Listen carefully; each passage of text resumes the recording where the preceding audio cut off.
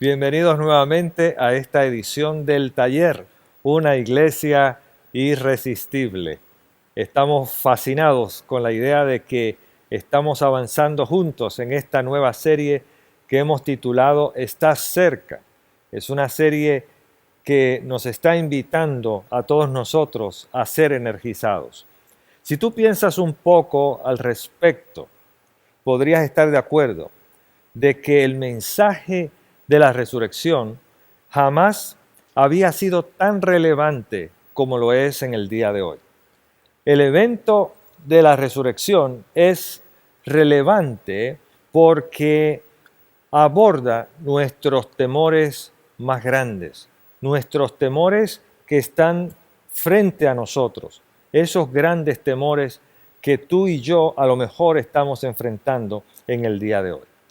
NBC publicó recientemente una lista de los miedos de esta generación y dice que esos miedos son miedo al cambio, a la incertidumbre, al rechazo, al fracaso, a quedar fuera, a la soledad, a perder libertad, a ser juzgado, a que algo malo va a pasar y a ser herido. Grandes temores que miles de personas están enfrentando en el día de hoy. Un estudio reciente de la Universidad de Harvard dice que el 51% de la gente que tiene entre 18 a 24 años de edad se siente desanimada, deprimida y sin esperanza. Los expertos están llamando a la generación de los millennials como la generación sin esperanza, la generación que anda caminando desesperadamente. Es interesante saber que cuando ocurrió la resurrección, el contexto emocional giraba alrededor de la desesperanza. Hoy nosotros seguimos a Jesús y tenemos algo en qué basar nuestra información acerca de lo que pasó ese día en el primer siglo. Hace 2000 años, cuando Jesús murió, murió la esperanza. Nadie de los que estaban siguiendo a Jesús entonces creía que Jesús era el Hijo de Dios, el Salvador del mundo, porque había muerto. Y cuando Jesús murió, todos los que tenían algún tipo de esperanza en lo que Él podía hacer, sencillamente se declararon sin esperanza. Nadie creía que Él había sido el Hijo de Dios. Y esto está basado en tres hechos sobre la generación del primer siglo después de la crucifixión.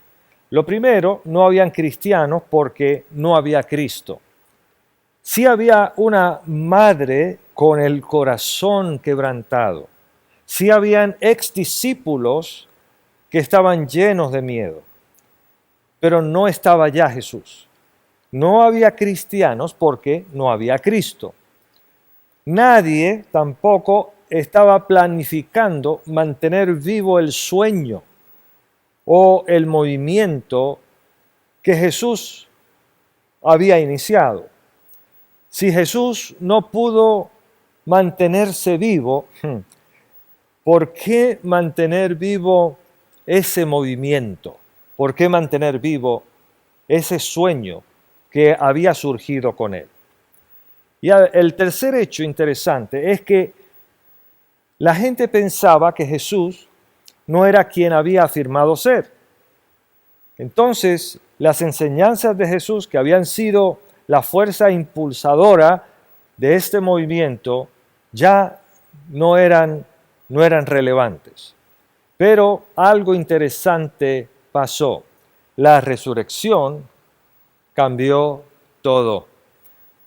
En una ocasión yo estaba conversando con un joven muy inteligente que tenía una educación muy amplia, pero que estaba sumido en la desesperación. nunca había escuchado las palabras de Jesús. De hecho, no sabía ni quién era Jesús. Y cuando comenzamos a hablar, cuando comenzamos a conversar, abrió sus ojos cuando llevamos la conversación alrededor de lo que Jesús ofrecía a la gente sin esperanza. Y ese joven me dijo, si esto ocurrió, es importante que pueda sustentarlo. No añadas más desilusión a mi vida. Yo creo que mucha gente inteligente quisiera creer, pero se hace difícil porque no quieren ser desilusionados. Si Dios existe, si hay un ser supremo, si hay una realidad más allá de nosotros, alguien que podemos llamar Dios, la gente dice, es importante estar seguros. Y es cierto.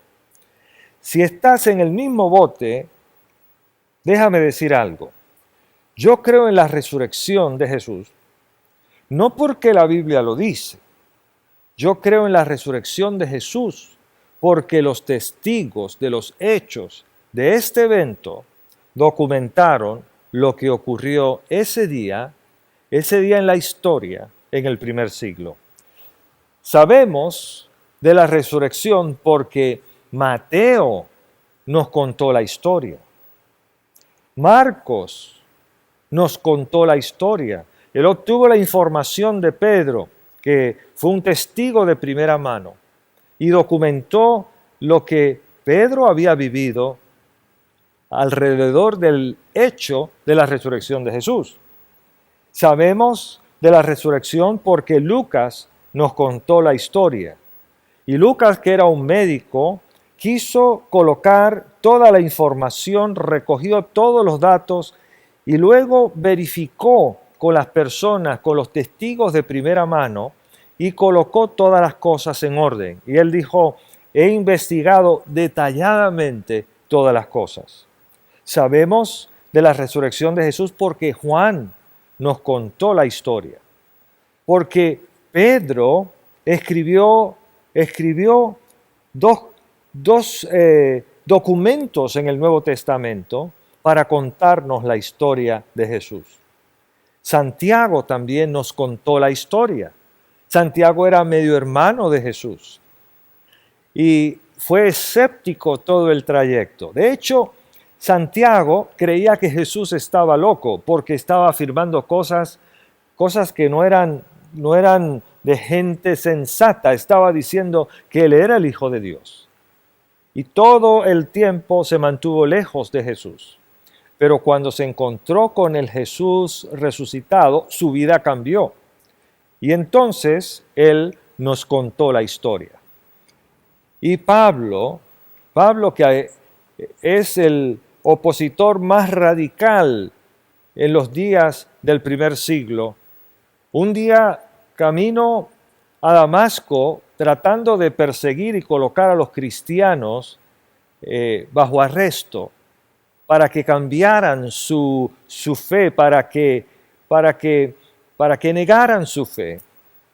Pablo se encontró con este Jesús resucitado y este opositor radical se convirtió en uno de los predicadores más importantes de la historia. Y de hecho, la mitad del Nuevo Testamento son documentos que él nos dejó. Pablo también nos contó la historia. Entonces, si tú no crees en la resurrección, yo puedo entenderte. Pero si tú dices que no crees en la resurrección, lo que estás diciendo es que Mateo, Marcos, Lucas, Juan, Pedro, Santiago y Pablo estaban equivocados. Sin embargo, ellos murieron. La gran mayoría de ellos murieron. Murieron porque estaban convencidos de que Jesús se levantó de entre los muertos. Ninguno de los testigos de la resurrección de Jesús creía que Él resucitaría. Cuando Jesús murió, murió la esperanza, pero la resurrección cambió todo. Es fascinante la historia de la resurrección que nos cuenta Marcos. El Evangelio de Marcos debió llamarse el Evangelio de Pedro, porque Simón Pedro, que había estado con Jesús, descargó todas sus experiencias a Marcos para que las escribiera para la siguiente generación de cristianos. Después de la resurrección, Simón Pedro estuvo predicando, contando la historia. Y a cada lugar donde iba, a cada casa donde entraba, le decían, cuéntanos la historia, Simón, cuéntala otra vez, queremos escucharla. Pero ahora estaba prisionero en Roma, Nerón estaba gobernando en Roma. De hecho, Nerón había incendiado la ciudad de Roma y había hecho responsable a los cristianos. Entonces tomó a Pedro prisionero para dar un ejemplo, una gran lección a todos, y Pedro sabía que no saldría vivo. Entonces Pedro se sienta al lado de Marcos, de Juan Marcos, que era su secretario, y le dice que escriba otra vez, escriba la historia que él le quiere narrar. Y Marcos comenzó a escribir esa narrativa de lo que Pedro había vivido con la resurrección de Jesús. Y Marcos posiblemente le dijo, ve despacio, no quiero que esto quede incompleto, ve despacio para que nada quede fuera. Y esto fue lo que Pedro le dijo. José de Arimatea, miembro distinguido del Consejo, que es equivalente a la Corte Suprema, y que también esperaba el reino de Dios, se atrevió a presentarse ante Pilato para pedirle el cuerpo de Jesús. En otras palabras, Jesús ha muerto. No creía que Jesús pudiera ser el Mesías, y él va a buscar el cuerpo de Jesús. Entonces, Pilato, sorprendido de que ya hubiera muerto, llamó al centurión y le preguntó si hacía mucho que había muerto. Una vez informado por el centurión, le entregó el cuerpo a José. Ahora, yo quiero que tú veas esto. Jesús no estaba medio muerto. Jesús estaba muerto.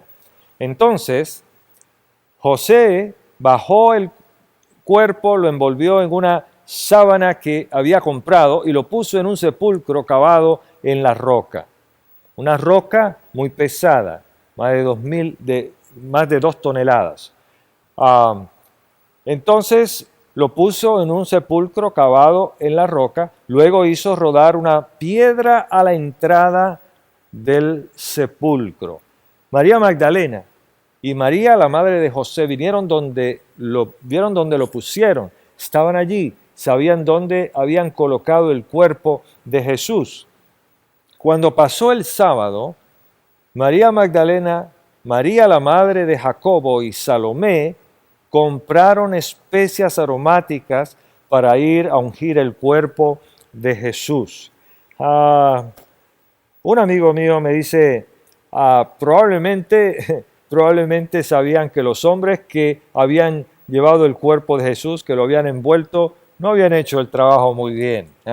Se necesitaban de las mujeres para darle los toques. Y ellas fueron con especias aromáticas porque creían que Jesús se mantendría en la tumba. Entonces, muy de mañana, el primer día de la semana, apenas salido el sol, bien temprano, se dirigieron al sepulcro. Iban diciéndose unas a otras, ¿quién nos quitará la piedra de la entrada del sepulcro? Pues la piedra era muy grande. Pero, al fijarse bien, se dieron cuenta de que estaba corrida. Algo había sucedido. Algo inusual estaba pasando. Al entrar en el sepulcro vieron a un joven vestido con un manto blanco sentado a la derecha y se asustaron. No se asusten, les dijo. Ustedes buscan a Jesús, el Nazareno, el que fue crucificado. Y ahora yo quiero que tú escuches bien. A eso añadieron, ha resucitado, no está aquí. Miren el lugar donde lo pusieron. Es interesante, porque luego Marcos sigue escribiendo la historia que Pedro le está narrando y dice, pero vayan a decirles a los discípulos y a Pedro, él va delante de ustedes a Galilea. Allí lo verán tal como les dijo. Y a mí me llama la atención, me llama mucho la atención porque está diciendo, díganle a Pedro, a ese Pedro que ha negado a Jesús, a ese Pedro que estaba sumido en la desesperación, a ese Pedro que estaba pasando por el duelo y que está lleno de desesperanza. Y Jesús dice, díganle a todos, pero díganle a Pedro. Y si tú estás hoy justamente como Pedro, pasando por la desesperanza, pasando por el duelo, pasando por el dolor, pasando posiblemente por depresión. No hay nada más conmovedor y más energizante que saber que el Jesús resucitado está interesado en ti. Jesús estaba interesado por Pedro, por la manera en que estaba Pedro. Y le dice, él va delante de ustedes a Galilea. Y uno se pregunta, ¿y por qué Galilea? Porque en Galilea había comenzado todo. En Galilea había comenzado esta aventura. En Galilea había comenzado este movimiento. Si tú eres un seguidor de Jesús, Pedro te diría que tu fe, tu sacrificio, tu compasión, tu generosidad, tu lealtad, tu amor y más importante, tu esperanza no es en vano. Tu esperanza no es en vano. Si tú no estás convencido, Pedro te diría, te entiendo. Yo perdí mi fe, pero algo cambió todo. La resurrección cambió todo. Yo quiero que me des tu atención un momento. No se trata de religión. Se trata de una relación con una persona que se levantó de entre los muertos, de una persona viviente. Se trata de Jesús. Si eres educador, tú vas a encontrar esta historia muy interesante. Soy hijo de maestra, soy nieto de maestro que fue un maestro distinguido, sobrino de maestros, tengo una hija que es maestra y yo mismo he dado clase en la universidad. Pero en 1940 la boleta de calificaciones era muy diferente a las boletas que tenemos en el día de hoy. Porque para ese entonces, la boleta de calificaciones mostraba una letra adicional para calificar al estudiante. Tenía la A de excelente, la B de bueno, la C de regular, la D de deficiente, la F de feo, la F de fracaso, pero había también la letra G. Y la letra G tenía una descripción. Y la descripción decía que la letra G era para gente sin esperanza. Peor que fallar es no tener esperanza. Y este calificativo se le daba a la gente que no tenía ya esperanza. Habían fracasado tanto que no había esperanza. Y esa es la vida sin Jesús, sin esperanza. Y tal vez tú estás hoy escuchando, nos estás viendo y te sientes sin esperanza. Y has probado muchas cosas y has llegado al punto de sentirte que no tienes esperanza. Pero lo que hace el domingo de resurrección una gran celebración es que la esperanza de la Pascua está disponible.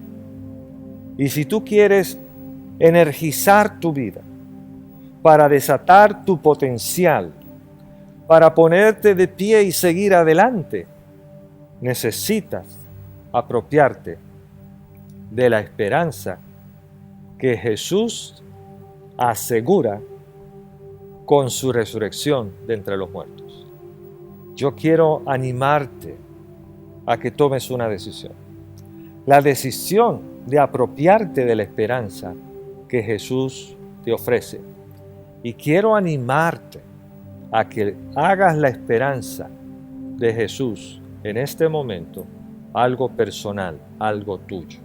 Y tal vez estás viendo esta edición en tu casa o en la playa o en un hotel o en algún otro lugar y estás pensando justamente eso es lo que yo necesito, tener esperanza. La esperanza no puede ser el producto del wishful thinking, del pensamiento positivo, porque a la larga no es suficiente. No es malo tener optimismo, pero no es suficiente para enfrentar la realidad de la vida. La vida real requiere esperanza sobre una base sólida. Y la base más sólida e inconmovible es el hecho de que Jesús es alguien que lo puede sustentar porque Él no solamente murió en una cruz, Él resucitó de entre los muertos. Y ahí donde tú estás, yo te invito a que en este momento hagas conmigo una oración muy sencilla, pidiéndole a Dios que llene tu vida de esperanza. Padre, hay momentos en la vida en que no solamente nos sentimos fracasados, hay momentos en que nos sentimos totalmente desesperanzados. Y tal vez en este instante, esa persona que está viéndonos en su casa o en un hotel o escuchando a través de una plataforma digital, en este momento sabe que necesita tener esperanza, que desea tener esperanza. Y ha probado, ha intentado y ha buscado y nada funciona. Señor, permite que pueda entender que eres tú, que tú eres la diferencia. Y ahora que está abriendo su corazón a ti, te pedimos que hoy sea el día de celebración en su vida. Que en este momento pueda experimentar el mismo poder que levantó a Jesús de entre los muertos. Y gracias porque tú lo haces posible en el nombre de Jesús. Amén y amén.